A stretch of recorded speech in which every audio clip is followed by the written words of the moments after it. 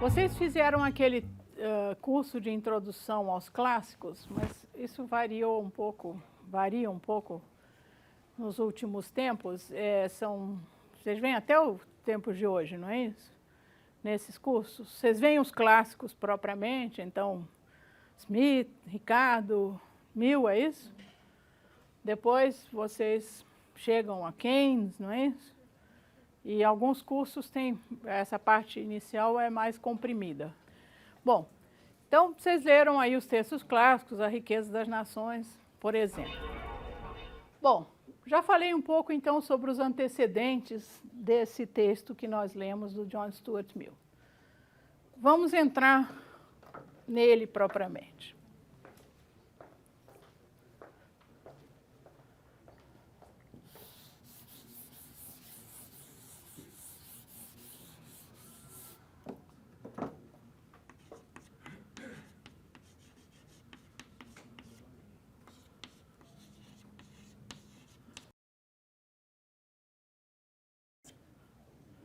Bom, John Stuart, inglês, né? Filho de outro economista famoso na época, que era o James Mill.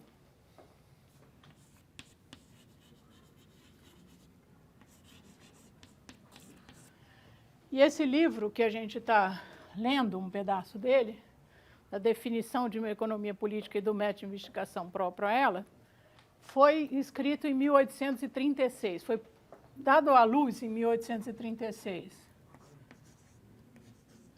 Portanto, quando ele tinha 30 anos, mas desde 24 anos de idade ele já estava trabalhando nesse livro, né? Demorou um pouco para ser publicado. Vale a pena dar alguns detalhes biográficos, assim, alguns dados biográficos que vão ajudar a entender melhor essa figura e o que ela representou na comunidade dos economistas clássicos. Talvez você já tenha ouvido falar, quem fez introdução às ciências sociais, ou mesmo no curso de HPE, do Soromenho, que o pai, que James Mill, resolveu fazer um experimento na educação do filho. Vocês ouviram falar isso? Então, o que ele fez? Conta pra gente. Conta, como você chama mesmo? Rodrigo. Eu não lembro, falar a verdade, mas eu sei que ele tentou condicionar a educação do filho, né? Eu acho que tinha uns dados lá que ele já lia os autores, os gregos, já muito novo, não sei o que era. Ele aprendeu grego com 3 anos. Logo em seguida ele aprendeu latim, né? Aos 13 anos ele escreveu um tratado sobre as companhias mercantis na Idade Média. Aos 20 ele teve uma crise nervosa. Tá. Então, porque o que foi o experimento? O pai resolveu deixá-lo ser educado, só conviver, não mais que ser educado, conviver só com adultos, né? Então, os amigos dele eram os amigos do pai dele. Jeremy Bentham, Augusto Conte, esse tipo de coisa ele brincava com eles. Brincava de aprender, né? E aí teve uma crise, mas depois superou, escreveu muita coisa depois disso, né? Então, esse era o experimento, quer dizer, um experimento educacional. Não deixou a criança, o pequeno John Stuart, brincar com os amiguinhos da rua. Tinha que ficar só dentro de casa, aprendendo e tal, esse tipo de coisa. Foi um experimento que evidentemente, ele pensou estar fazendo um grande bem. E, num certo sentido, ele fez. Ele deu uma educação muito rica, muito erudita para o Stuart Mill. Bom, tem 3 influências grandes no John Stuart Mill.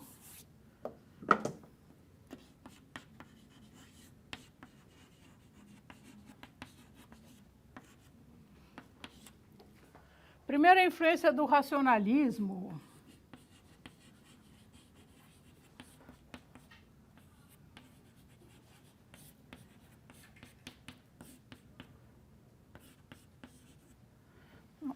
Vamos por aqui o iluminismo.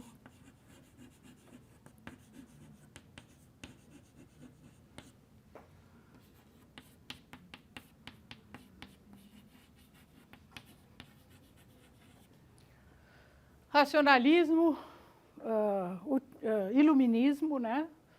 a forma, vamos dizer, da Idade Moderna, do racionalismo, e o utilitarismo do próprio James Mill, seu pai, mas também do Bentham, que é o fundador do utilitarismo.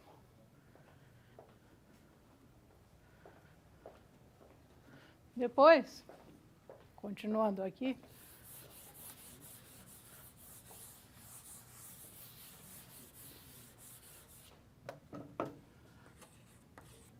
uma segunda influência, dita por ele mesmo, foi do romantismo.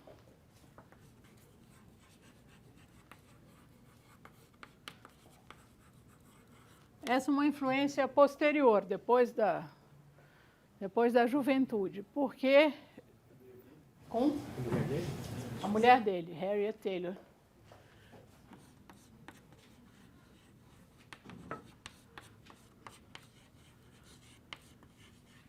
Com quem ele teve um relacionamento durante muito tempo, enquanto ela era casada, vamos dizer, sem sexo, mas depois, quando o marido morreu, eles vieram a se casar, então ele casou-se tarde. E aí ela teve uma influência, ela era poeta e era um poeta, fazia parte do romantismo, então aqueles outros poetas românticos frequentavam a casa deles e tal, e foi uma influência importante, temperou um pouco o racionalismo, né? Às vezes, quando a gente vê o que ele escreve, é uma coisa muito rica. Ele tem, por exemplo, um trabalho espetacular que a gente não vê nos nossos cursos aqui, porque é um trabalho de filosofia política, principalmente, que é sobre a liberdade, On Liberty, que é um trabalho muito interessante. E aí já mescla essas influências do romantismo, né? E uma terceira influência, sim, é uma coisa também, ele foi defensor, ele foi feminista, ainda na época dele, foi defensor do direito de voto das mulheres. Naquela época as mulheres não podiam votar e demoraram muito tempo nos vários países para votar. O argumento que se usava era o seguinte, que ia haver dupla contagem, porque as mulheres votavam com o pai se não fossem casados e com o marido, então para que ficar repetindo esses votos, né? Mais ou menos esse era o argumento que se usava. Bom, e finalmente, uma influência do socialismo.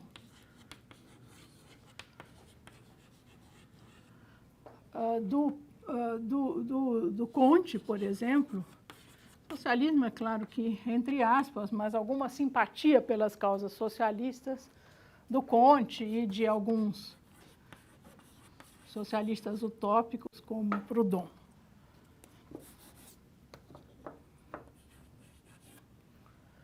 Então, essas eram as tensões na obra dele. Liberalismo, de um lado, ele foi um grande defensor do liberalismo, da liberdade de mercado, e socialismo do outro, coletivismo, qualquer coisa assim. Racionalismo e romantismo, né? Razões e emoções. Mas talvez se possa acrescentar a isso uma outra tensão, que é a tensão entre o indutivismo e o dedutivismo.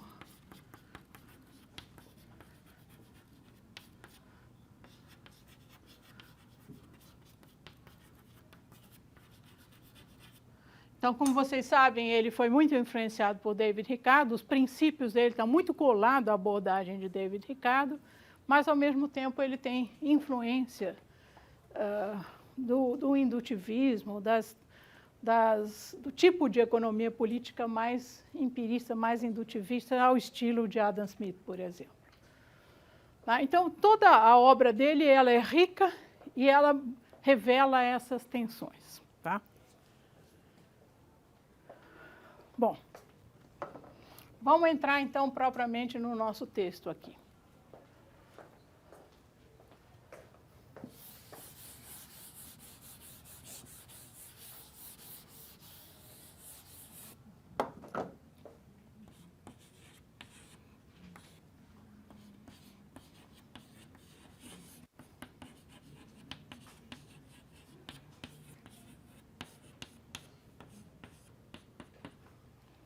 Então, Então, o texto, como vocês viram, chama da definição de economia política e do método de investigação próprio a ela. Meio texto, esse título longo é típico de que a gente vai encontrar em literatura de cordel, por exemplo, né? Aqui, hoje em dia ainda.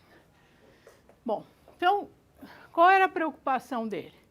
Ele começa dizendo, primeiro ele busca definir, e depois, uma vez definido qual era o objeto, qual era o escopo, no sentido de qual a abrangência desse campo, né? Ele vai definir qual o método mais adequado a essa abrangência. Então, nessa definição, é importante dizer, talvez ainda na fase dos antecedentes, alguma coisa do seguinte tipo. Naquele momento que ele estava escrevendo, 1830 e poucos, a ciência já havia se despregado, se emancipado em relação à filosofia. Então, era que se chamava de filosofia natural, né? O título podia ser isso. Mas os vários campos dentro da ciência não estavam ainda claramente definidos e demarcados. E as várias comunidades científicas trabalhavam no sentido de fazer essa separação, né? Então, a economia política é um campo particular, como é que ela se distingue de outros campos do conhecimento, né? Então, se vocês leram o texto, tem coisas que parecem meio pueris quando a gente lê, mas é claro que essa economia não vai tratar das leis que explicam como se produz riqueza no subsolo. É claro que ela não é metalurgia. Mas aqui, esse é claro para nós, não era tão claro se a gente se colocar nos sapatos de um cara do século XIX, da primeira metade do século XIX. Essa distinção não estava perfeitamente estabelecida, né? E havia uma grande discussão. O texto do Mill não é o primeiro a tratar da definição, mas é o primeiro que consegue ser consensual, né? É o primeiro que consegue receber imediatamente o reconhecimento da comunidade toda de economistas. Quer dizer, no dia seguinte que saiu esse texto, todo mundo diz, de fato é assim. Tá?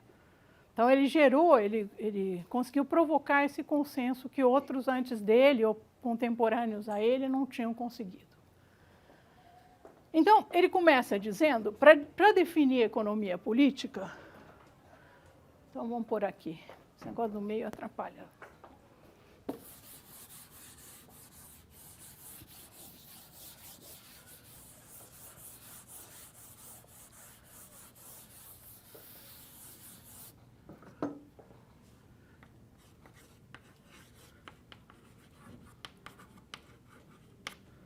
Ele começa dizendo o seguinte, que tem uma metáfora forte no texto que é com o cultivo da terra, né?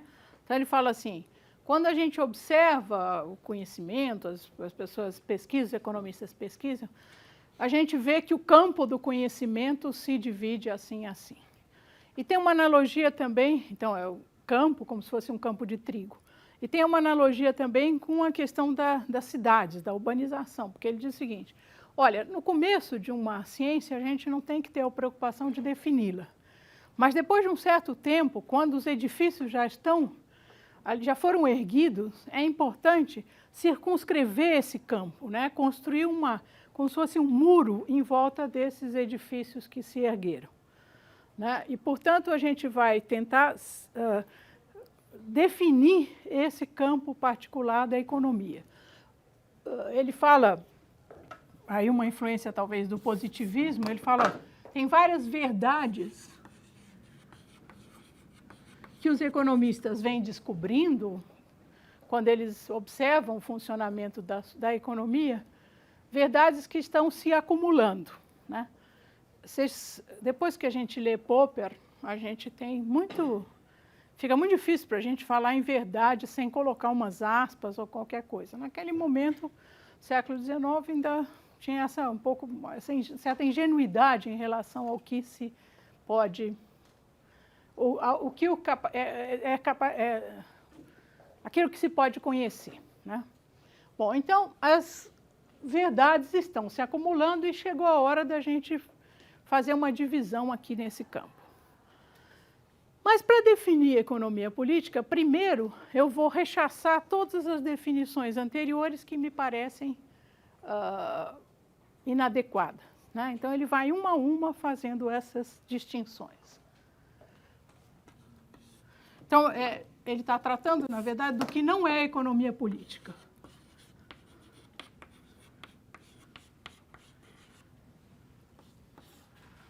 Então, a primeira definição fala das leis de produção da riqueza. Deixa eu pegar dentro do texto.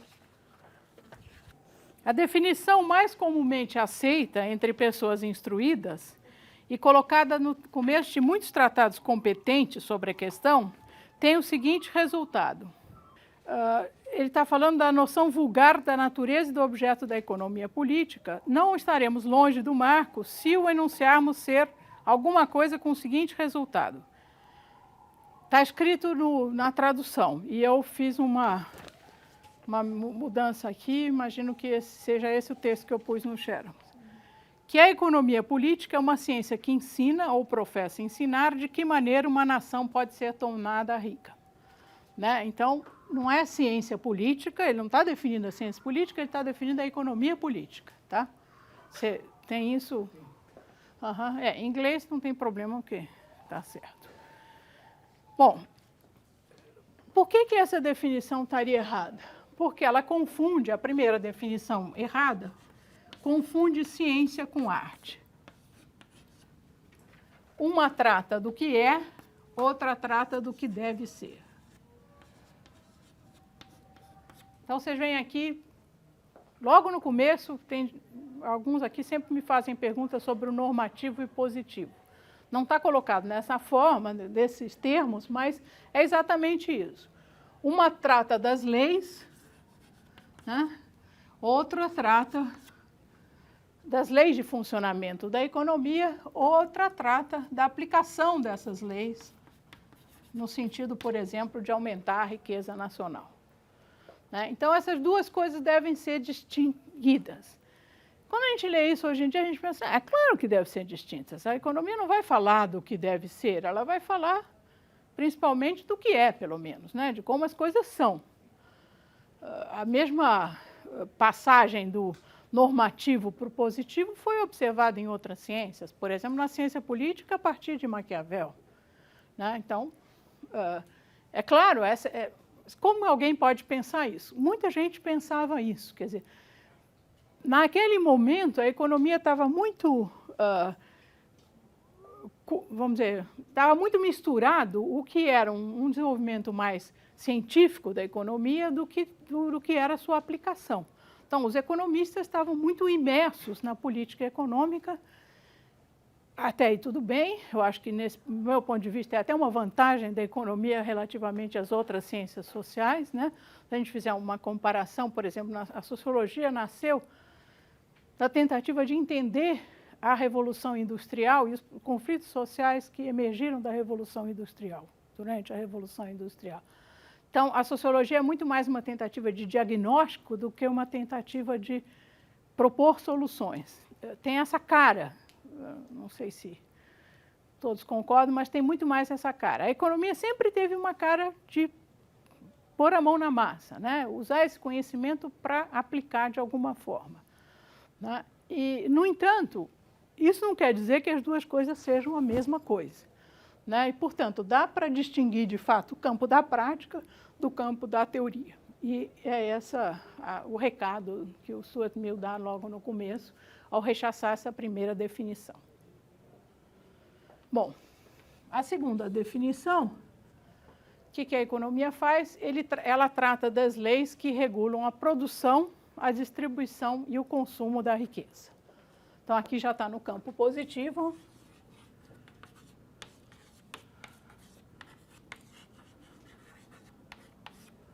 Da riqueza. Então, nessa segunda definição, a economia seria uma extensão para a sociedade mais ampla daquilo que a economia doméstica é para a unidade familiar, para o lar.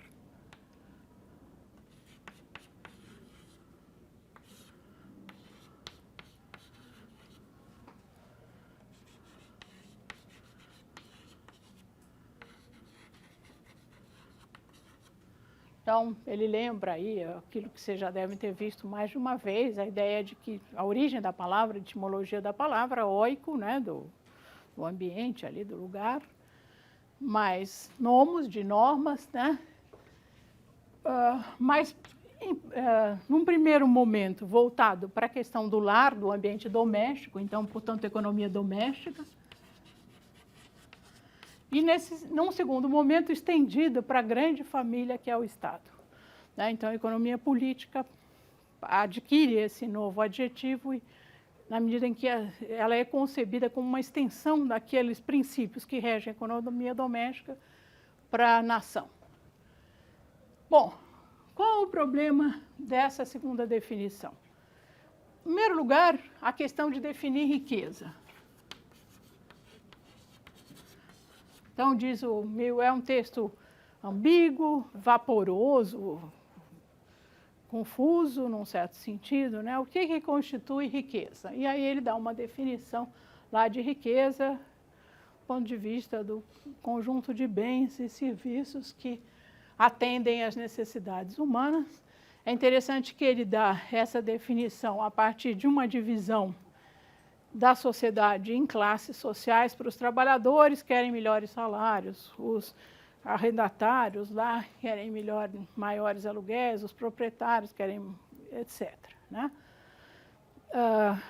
Porque os clássicos viam a sociedade dividida em classes, coisa que com os neoclássicos, como você sabe, foi totalmente eliminada. Quer dizer, essa noção de uma sociedade que não é homogênea, que é uma noção que eu acho rica nos clássicos, não desaparece na Revolução Marginalista.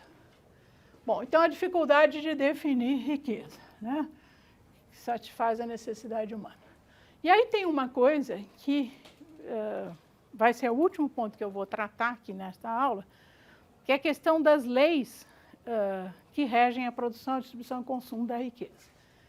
Porque aqui, diz ele, nós precisamos distinguir as leis físicas das leis sociais,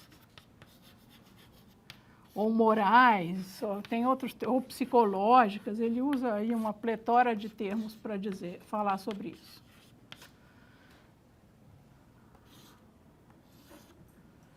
Esses dois conjuntos não podem ser confundidos, né? Então, nessa definição aqui estão englobadas leis físicas, por exemplo, que permitem cultivar, extrair o melhor produto da terra, então o desenvolvimento tecnológico, ou encontrar riqueza no subsolo, desenvolvimento da metalurgia. Mas a economia, ela dá por suposto essas leis físicas, ela não opera nesse terreno, mas sim das leis sociais ou morais ou psicológicas. Então, a economia, aí tem a terceira definição, que vai dizer as leis morais da produção, distribuição e riqueza, consumo da riqueza. E essa terceira definição, ele tem também alguma restrição a ela, que ele desenvolve no texto, mas, enfim. Bom, só reforçando esse ponto aqui. Mill faz uma distinção que, hoje em dia, a gente pensa duas vezes antes de admitir essa distinção, ou muitos não admitem mesmo, entre as ciências físicas, de um lado,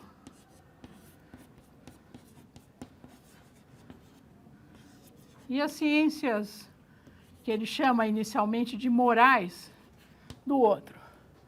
Ele fala alguma coisa assim: o campo do conhecimento humano se divide quase que espontaneamente nesses dois campos.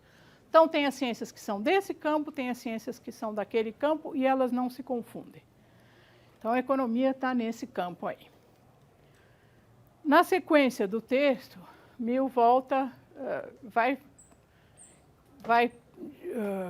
precisando a definição e vai falando sobre um conjunto de ciências que se enquadra aqui nesse bloco das ciências morais. A economia política é uma delas, e como, interessantemente, é um ramo da economia que ele chama de social. Tá? E o que diferencia esse ramo em relação à economia social em geral é o conceito de homem econômico. Então, esse é um texto em que mais claramente se coloca pela primeira vez a ideia do homem econômico.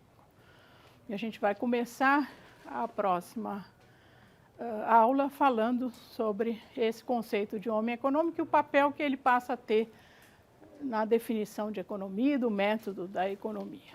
Tá?